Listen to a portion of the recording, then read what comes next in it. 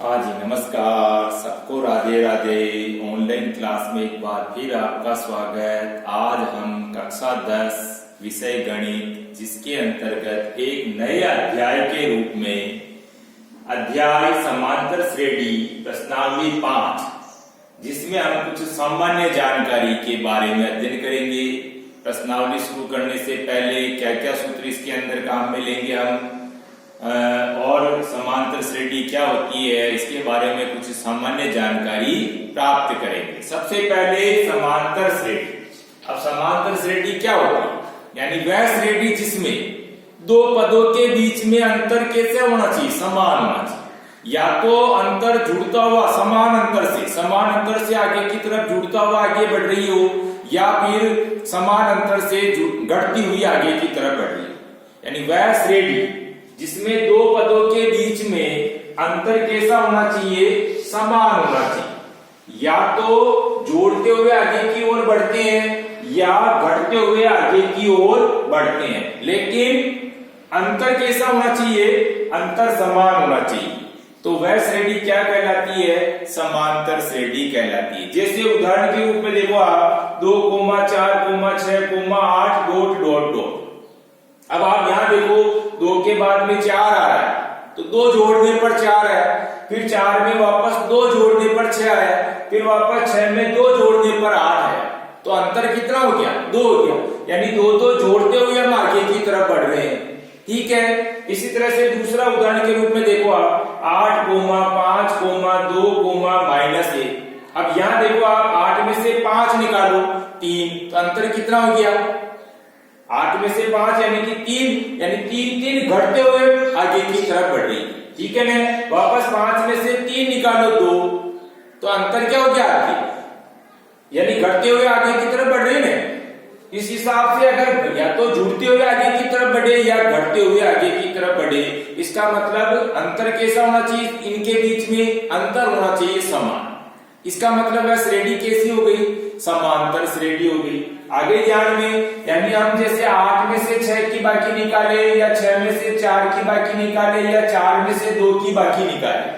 आप सब जगह देख लीजिए, 8 में से 6 गया 2, 6 में से 4 गए 2, 4 में से 2 गया 2। यानी यहाँ पर अंतर कैसा आ रहा है? यहाँ पर अंतर आ रहा है आपके पास में 2 का। अंतर कैसा हो गया? सब जगह ये आपके अंतर हो रहा है 2 का। अब इसी तरह से यहाँ देखिए, हम चाहे हम इसमें से इसकी बाकी निकाले, चाहे हम इसमें से इसकी बाकी निकाले, चाहे हम इसमें से इसकी बाकी निकाले। जैसे 5 में से 8 निकालोगे तो आपके पास अंतर यहाँ पर क्या आएगा? माइनस का 3। ठीक है। तो आप सब जगह देखो -3 घट रहा है, फिर वापस -3 घट रहा है यहाँ भी, फिर वापस -3, यानी घटते हुए समान अंतर से आगे की ओर बढ़ रही है। तो वह श्रेणी कैसी हो गई? समांतर श्रेणी होगी। या तो घटते हुए आगे बढ़ेगी या जुड़ते हुए आगे की तरफ बढ़ेगी। तो वह श्रेणी जिसमें दो पदों के बीच में अंतर कैसा होना चाहिए? समान होना चाहिए। अब दूसरा ये है कि समांतर श्रेणी में अगर हमको nवां पद ज्ञात करना है, अगर समांतर श्रेणी में हमको nवां पद ज्ञात करना, तो कौन सा सूत्र काम में लेंगे? तो an बराबर a प्लस कोष्टक n-1 इंटू डी। अब यहाँ पर आप देखो a आ रहा है, a का मतलब होता है प्रथम पद, n का मतलब होता है पद संख्या, d का मतलब होता है सार्वंतर, और an यानी कि आपके अंतिम पद। ठीक है। अगर हमको nवां पद ज्ञात करना है तो आपको ये सूत्र काम में लेना है। ठीक है। ध्यान रखना है, समांतर श्रेणी में पद ज्ञात करो। अगर ऐसा आ जाता है, जैसे अभी एक मिनट के लिए 2, 4, 6, 8 में 8वां पद ज्ञात करो, तो पद ज्ञात करना है, इसका मतलब nवां पद ज्ञात कर रहे हो। nवां पद ज्ञात कर रहे हो तो हमको सूत्र ये काम में लेना है, an बराबर a plus n-1 into D. अब यहां पर अपने को ध्यान में रखना, a का मतलब क्या हो गया? a का मतलब हो गया आपका प्रथम पद, n का मतलब पद संख्या, d का मतलब सार्वंतर, और an का मतलब अंतिम पद। ठीक है। इसी तरह से अगला है, जैसे अगला ये है कि समांतर श्रेणी में योगफल ज्ञात करना। अब योगफल ज्ञात करना, लेकिन योगफल में भी आपको क्या यहाँ पर डी दिया हुआ है। यानी डी सार्वंतर दे रखा है, इसका मतलब आपको समांतर श्रेणी में जो योगफल ज्ञात करना उसका सूत्र क्या हो जाएगा, एस एन बराबर एन बाई 2 बड़ा कोष्टक 2a प्लस छोटा कोष्टक n माइनस 1 इंटू डी, और फिर उसके बाद में बड़े कोष्टक को बंद कर देंगे। तो आपका सूत्र क्या हो गया, एस एन बराबर N by 2 2a plus N minus 1 into D. यहाँ पर आपके एस एन आ रहा है, एस एन का मतलब क्या होता है, योगफल होता है। बाकी ए का मतलब प्रथम पद, एन का मतलब पद संख्या, डी का मतलब सार्वंतर। ठीक है, लेकिन जब हमारे को डी दिया हुआ है और योगफल ज्ञात करने के लिए कह रहा, तभी अपने को ये सूत्र काम में लेना। तो समांतर श्रेणी में योगफल ज्ञात करना जब हमारे को डी सार्वंतर दिया हुआ है, तब एस एन बराबर N by 2 2a plus N minus 1 into D, ये सूत्र काम में लेंगे। अब इसी तरीके से समांतर श्रेणी में योगफल ज्ञात करना, यहाँ भी हमको योगफल ज्ञात करना, लेकिन क्या कि यहाँ पर हमको एल बराबर दिया हुआ है। क्या दिया हुआ है, एल बराबर दिया हुआ है, एल यानी कि अंतिम पद। तो हम क्या करेंगे, एस एन बराबर एन बाई 2 कोष्टक में a प्लस एल। ठीक है, एल का मतलब क्या होता है, अंतिम पद।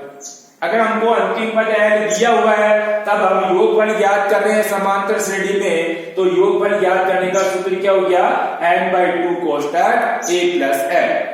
ठीक है, उसके बाद पांचवा बिंदु हमको जो ध्यान में रखना है, समांतर श्रेणी का मानक रूप, या तो समांतर श्रेणी का मानक रूप या व्यापक रूप। अगर हमको लिखना है, एक नंबर के प्रश्न में कितनी बार हमको केवल इतना सा पूछ ले, समांतर श्रेणी का मानक रूप लिखिए या समांतर श्रेणी का व्यापक रूप लिखिए, तब हम कैसे लिखेंगे, a plus D a plus 2d a plus 3d dot dot dot.